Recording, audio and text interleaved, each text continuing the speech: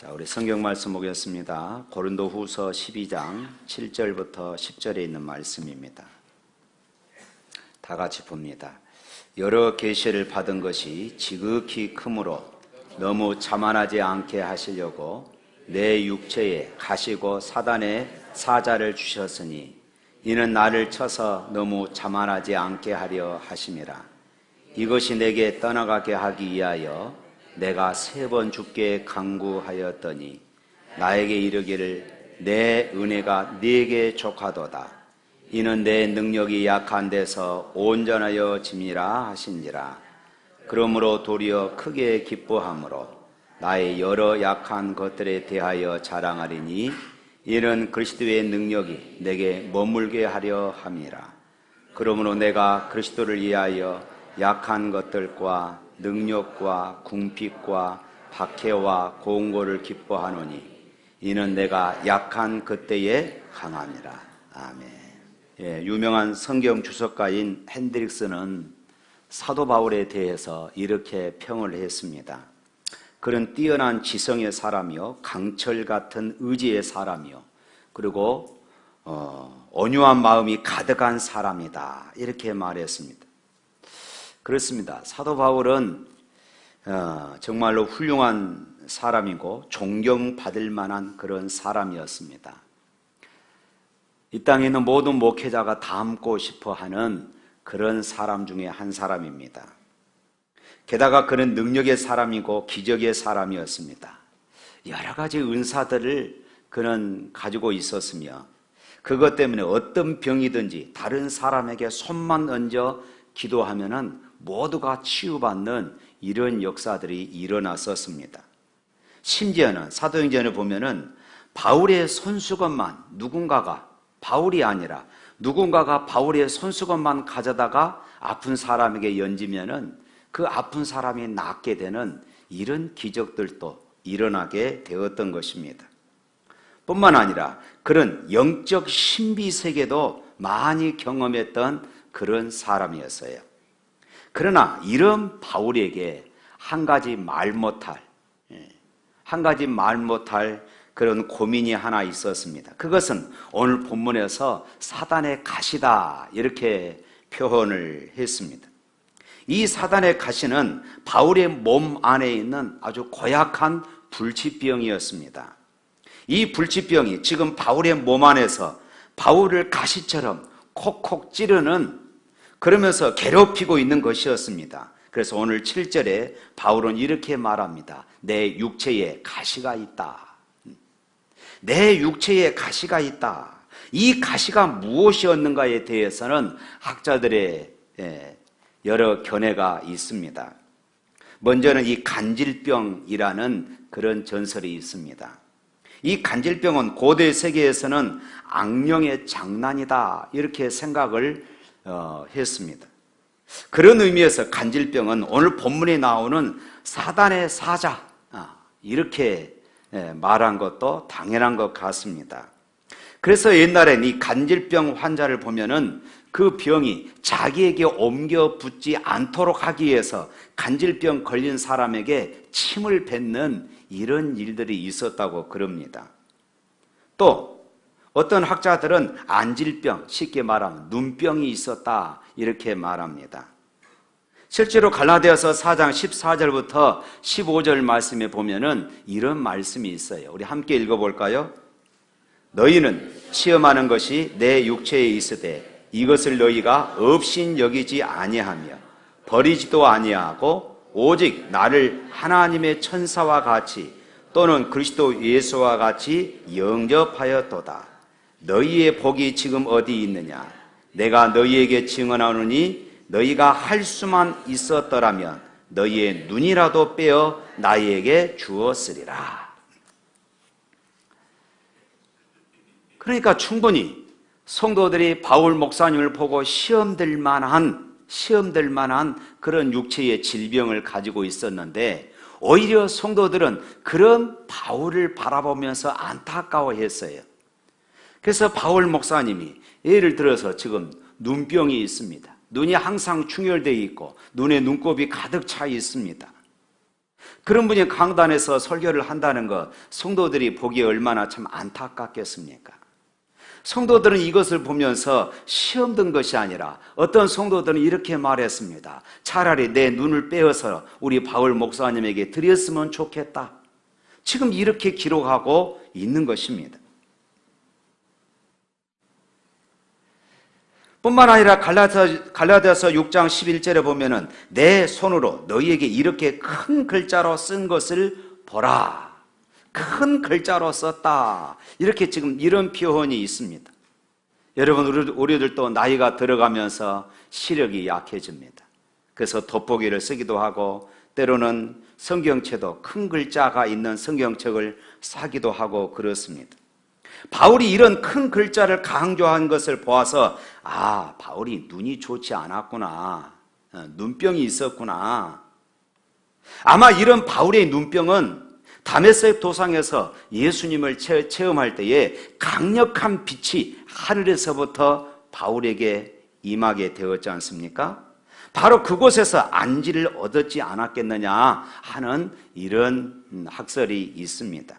중요한 것은 바울이 지금 어떤 질병을 가졌기에 그것이 자기의 육체의 가시가 되었다 이렇게 말하느냐, 이것이 중요한 것이 아니라 바울이 자기를 찌르는 육체의 가시를 갖게 되었을 때에 이 가시를 어떻게 했느냐, 이것입니다.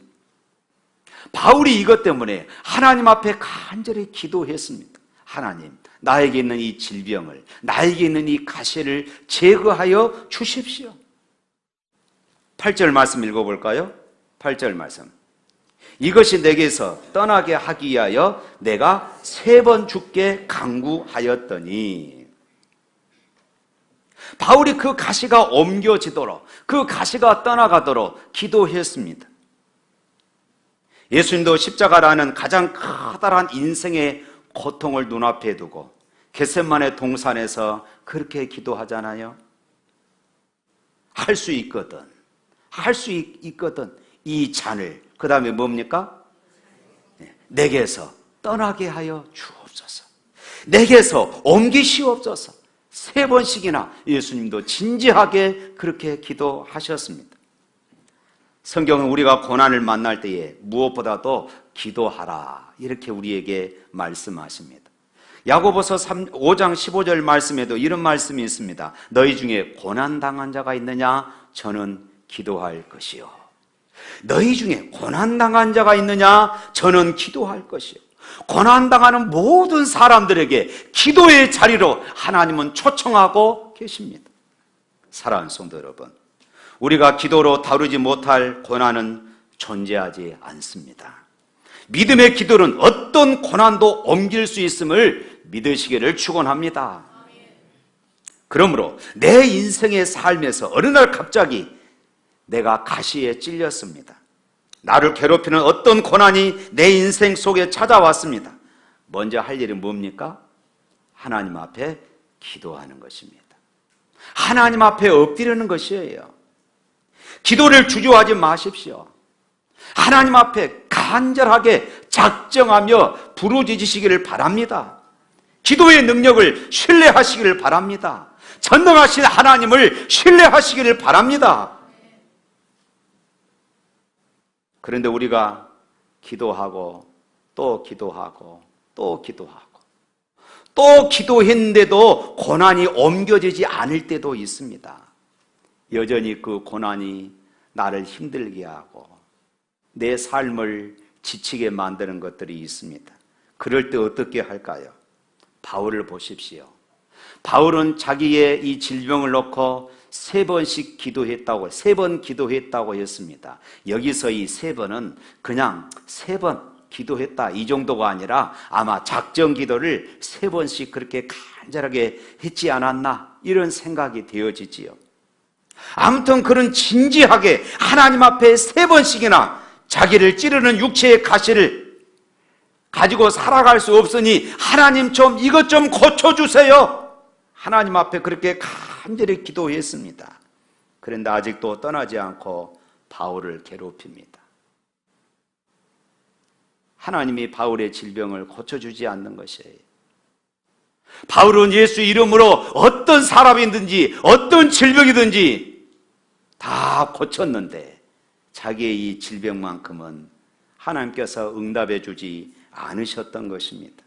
그럴 때 해야 할 일이 무엇일까요? 오늘 본문은 그럴 때 우리가 해야 할 것이 무엇인가를 가르쳐 줍니다. 그럴 때 해야 할 일, 그것을 옮기지 않는 가시에 대한 하나님의 목적을, 하나님의 의도를 발견하라. 하나님의 뜻을 발견하라. 그 말씀입니다. 사랑하는 성도 여러분, 저와 여러분이 경험하는 고난들 가운데 적지 않게 우리들 인생에서 아주 오랫동안 지속적으로 우리를 괴롭히는 그런 끈질긴 고난들이 있습니다. 기도해도 없어지지 않습니다. 이런 고난들 여러분 어떻게 다루고 계십니까? 어떤 사람은 이렇게 말할 수도 있습니다. 기도해도 소용없더라. 기도해도 소용없더라. 그리고 포기하고 살아가는 사람들도 있습니다. 그러나 아닙니다. 우리는 이렇게 하나님께 물어야 합니다. 하나님, 왜 그렇습니까? 왜 이래야만 합니까? 왜 이런 일들이 일어납니까? 왜 도대체 고난이 떠나가지 않습니까? 언제까지 이대로 두시렵니까? 도대체 이 고난을 오랫동안 이렇게 내 삶에 허용하셔서 나를 찌르게 하고 나를 아프게 한 그 이유가 무엇입니까? 오히려 이렇게 하나님 앞에 물어야 합니다. 저는 진지하게 이 질문을 묻는 사람마다 하나님 앞에 동일한 대답을 듣게 되리라고 저는 확신합니다. 하나님이 말씀합니다. 내게 목적이 있어. 내게 뜻이 있어. 내가 이 고난을 내 삶에 이토록 오랫동안 허용하는 나의 목적이 있어. 그렇다면 우리는 그 주님 앞에 엎드려 또 물을 수밖에 없잖아요. 하나님, 그러면 그 도대체 그 뜻이 무엇입니까? 하나님이 의도하시는 그 목적이 무엇입니까? 또 우리가 하나님 앞에 이렇게 물을 수 있는 것입니다. 때때로 우리 그리스도인들이 이런 고난의 원인을 설명할 때에 이 고난이 어디에서 오느냐를 설명할 때에 지나치게 단순히 이분법적인 그런 이야기로 대답하는 사람들이 많습니다. 어떤 사람은 이렇게 말합니다. 나에게 이런 고난이 닥쳐온 것은 귀신이 역사해서 그렇다. 여러분들 많이 들어보셨죠? 귀신이 역사한다. 사단이 역사한다. 또 어떤 사람은 이렇게 말합니다. 당신이 죄를 많이 지어서 하나님께서 이렇게 벌을 주시는 거야. 이렇게 말하는 사람도 있습니다. 물론 때로는 그럴 수도 있습니다. 그러나 여러분 이렇게 말하는 것은 아주 위험한 생각입니다. 오늘 7절 말씀 다시 한번 읽어볼까요? 7절 말씀. 여러 계시를 받은 것이 지극히 크므로 너무 자만하지 않게 하시려고 내 육체에 가시 곧 사단의 사자를 주셨으니 이는 나를 쳐서 너무 자만하지 않게 하려 하심이라. 바울은 자기 육체의 가시를 뭐라고 말합니까? 여러 계시를 받은 것, 지극히 크므로 너무 자만하지 않게 하시려고 내 육체의 가시, 그것이 무엇이에요? 사단의 사자다. 사단의 가시다. 사단의 메신저다. 이 고통은 사단이 준 것이다. 쉽게 말하면 이렇게 표현을 합니다. 그런데 단순히 그렇게만 끝나지 않습니다. 바울의 몸을 괴롭히는 혹은 바울의 인생을 괴롭히는 어떤 가시, 바울을 찔러서 바울을 아프게 하는 그 가시, 그 가시는 사단이 준 것인데 하나님이 특별한 목적이 있어서 허용하신 거야. 지금 이런 식으로 말씀하고 있어요. 하나님이 허용하셨다는 것입니다. 이것이 결국 바울 사도의 인생 속에서 결코 손해가 아니고 그것이 궁극적인 유익일 것을 판단하신 하나님께서 그것을 허용하셨다. 마치 욥에게 고난을 허용하신 것처럼 하나님께서 사도 바울에게 이 고난을 허용하셨다. 하나님의 특별한 목적이 있어서 허용하셨다. 이렇게 말하고 있어요. 그러니까 바울이 하나님께 묻습니다. 그러면 도대체 그 목적이 무엇입니까? 사단이 나를 괴롭히도록 육체의 가시를 내 몸속에, 내 인생 속에 허용하신 그 목적이 도대체 무엇입니까? 바울이 기도하다가 깨닫게 되어집니다. 7절 말씀 다시 한번 읽어보겠습니다. 7절 말씀 시작.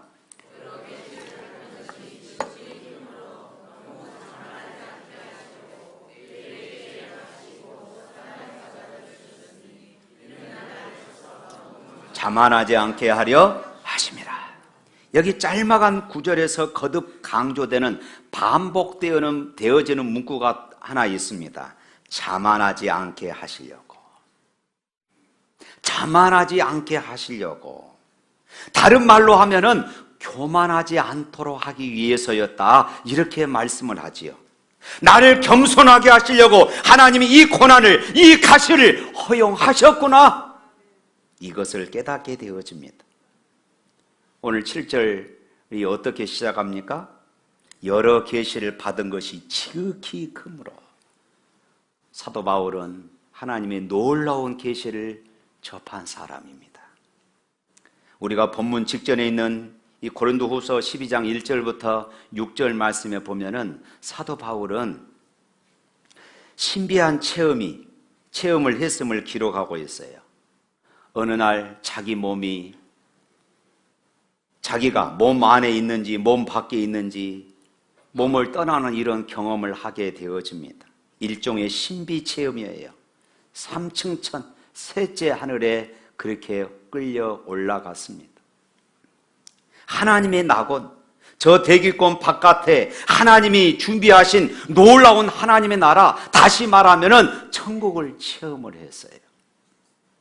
이 세상에 살면서 그가 천국 경험을 한 것입니다. 아주 신비한 체험이에요. 신앙의 체험은 우리의 신앙생활에 도움이 되는 것은 분명합니다. 우리가 이런 신앙 체험하면은 우리의 신앙이 더욱더 뜨거워지고 더욱더 강하게 되어질 수 있습니다. 그러나 이런 신비 체험 중에 중요한 함정이 하나가 있습니다. 그것은 대부분 신비 체험을 한 사람들에게 일어나기 쉬운 보편적인 그런 함정인데, 그게 뭐냐면은 교만해지기 쉽다는 것입니다. 교만해져요. 영적인 교만. 나는 당신들이 모르는, 보통 성도들이 모르는 놀라운 체험을 했고, 나는 하나님과 깊은 만남을 했고, 나는 하나님의 깊은 비밀을 체험했고, 나는 하나님의 언어를 하고, 나는 하나님의 능력을 체험했고, 나는 하나님의 놀라운 것을 체험했다. 나야말로 영빨이 굉장한 사람이다. 그리고 그 다음부터는 교만해지기 시작합니다. 영적인 교만이에요. 그런데 바울 사도가 기도하면서 깨달은 것이 뭡니까? 하나님이 나에게 가시를 왜 허용하셨을까? 하나님이 나를 전도하라고 부르시고 세계를 뛰어다니며 이 시대의 복음 전파의 거룩한 사명을 감당하도록 그렇게 사명을 맡겨주셨다면 좀 건강하게 해주면 어떻습니까? 그런데 왜 나에게 이런 떠나지 않는 육체의 고통을 나에게 주셨을까? 그렇게 하나님 앞에 기도하다가 그렇구나. 내가 교만해질까 봐 육체의 가시를 허락하셨구나. 할렐루야. 그리고 겸손하게 하나님 앞에 서서 하나님을 의지하고 살아가는 삶, 그 삶은 건강한 삶보다 훨씬 더 유익한 삶이라는 것을 사도 바울은 깨닫게 되어져요. 그래서 로마서 8장 28절 우리가 잘 아는 말씀이 있잖아요. 하나님을 사랑하는 자, 그 뜻대로 부르심을 입은 자들에게는 뭐 한다고요? 모든 것이 합력해서 무엇을 이루어요? 선을 이루느니라. 할렐루야. 어떤 분이 이렇게 멋진 말을 했습니다.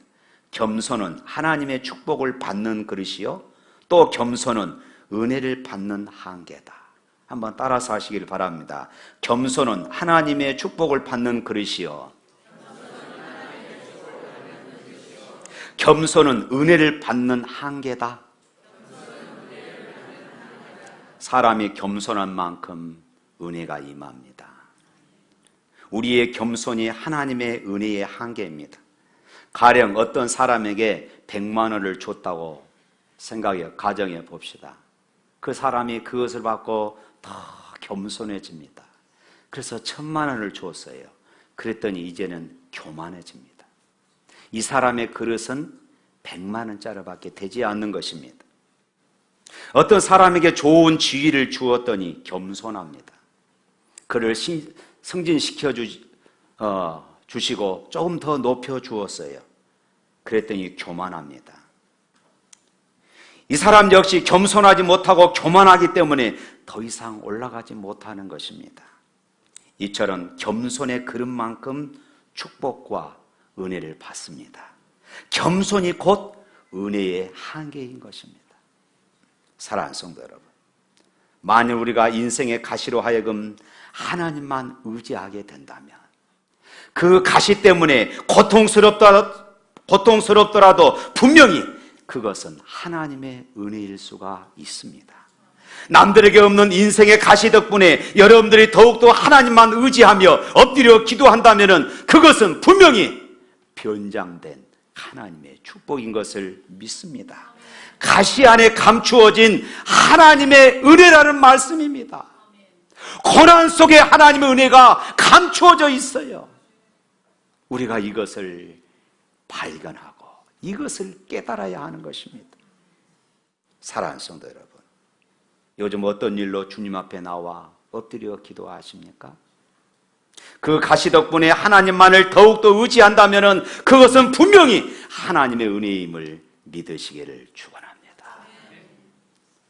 그래서 9절 말씀 한번 읽어봅시다. 9절, 나에게 이르시기를 내 은혜가 네게 족하도다. 이는 내 능력이 약한 데서 온전하여 짐이라 하신지라. 그러므로 도리어 크게 기뻐함으로 나의 여러 약한 것들에 대하여 자랑하리니 이는 그리스도의 능력이 내게 머물게 하려 함이라. 여기에서 도리어 크게 기뻐함은 이것을 주목하십시오. 또 10절 보겠습니다. 그러므로 내가 그리스도를 위하여 약한 것들과 능욕과 궁핍과 박해와 고온고를 기뻐하노니 이는 내가 약한 그때의 강함이라. 여기서 역시 기뻐하노니 이것입니다. 바울은 반복해서 말합니다. 내가 기뻐한다. 내가 기뻐한다. 분명 고통은 아픔입니다.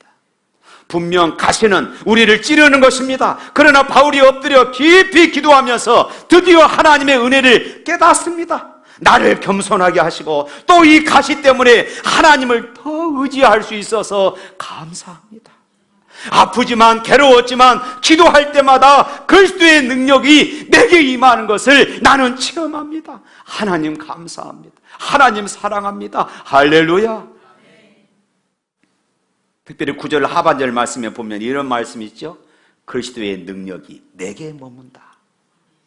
여기에서 내게 머문다 이 말은 아주 굉장한 표현입니다.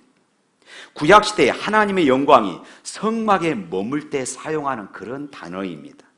히브리어로 쉐키나라고 말하죠. 쉐키나. 이것은 하나님의 정착입니다. 하나님의 장막, 하나님의 임재를 말하고 있어요. 내가 약할수록 하나님의 능력이 내 위에 고정하여 머무른 것입니다. 바울이 지금 그것을 체험하고 있어요. 하나님의 능력이 주둔하는 것입니다. 내가 연약하기에 예수 그리스도의 능력이 계속해서 머물러 주는 그런 은혜인 것입니다. 이것이 사도 바울의 역설적 간증의 클라이맥스이고 승리의 표호입니다. 그래서 10절에 이렇게 외칩니다. 내가 약할 그때에 오히려 내가 강해집니다. 그렇습니다. 오늘 내가 약한 만큼 하나님만 의지할 수 있다면, 내가 오늘 약한 만큼 하나님 앞에 엎드릴 수만 있다면 하나님의 능력이 임재하고 하나님의 능력이 머무는 역사가 일어날 줄로 믿습니다. 사랑하는 성도 여러분, 오늘 우리에게도 여러 종류의 가시가 있을 것입니다. 어떤 분은 질병의 가시를 안고 있습니다. 어떤 분들은 자녀의 문제의 가시가 있습니다. 어떤 분들은 인간관계에서 오는 상처의 가시를 안고 있습니다. 어떤 분들은 경제적인 어려움의 가시, 어떤 분들은 가족 중에 신앙생활을 하지 않는 영적 가시들을 안고 있을 수도 있을 것입니다. 여러분은 어떤 가시의 고통으로 신음하고 있습니까? 최근에 어떤 종류의 가시가 여러분을 힘들게 하고 있습니까? 부부관계의 가시로 아파하고 계신가요? 인생의 어두운 밤을 맞이하여 남들이 모르는 고통 중에 계신가요? 사람들로부터 오는 상처로 고통하고 있습니까? 예수님도 가시에 찔려 말할 수 없는 고통을 당하셨기에 주님은 우리의 아픔을 다 아십니다. 주님은 우리의 아픔을 다 아셔요. 그리고 낫게 해주시고 치유해 주십니다. 여러분이 하나님 앞에 겸손히 두 손 들고 그분의 은혜를 구하기만 한다면은 가시는 축복의 수단으로 바꾸어질 줄로 믿습니다. 그래서 바울은 이 인생의 가시를 주님의 은혜다 이렇게 표현을 했어요. 하나님도 바울에게 그렇게 말씀했습니다. 내 은혜가 네게 족하다. 사랑하는 성도 여러분, 우리는 인생의 가시 덕분에 교만하지 않고 겸손해질 수 있습니다. 불가항력적 가시 덕분에 두 손 들고 하나님만 의지합니다. 그리고 우리 자신을 무력하게 만드는 그 가시가 하나님의 능력을 체험시켜 줍니다. 하나님은 거룩한 목적이 없는 한 우리 인생에 문제가 생기지 않도록 하나님은 우리를 붙잡아 주십니다. 다시 말해서 나의 문제의 배후에는 하나님의 거룩한 목적이 진행되고 있다는 것이에요. 사랑하는 성도 여러분, 여러분을 아프게 하고 힘들게 하는 가시가 하나님의 능력과 하나님의 은혜의 수단임을 믿으시기를 주님의 이름으로 축원합니다.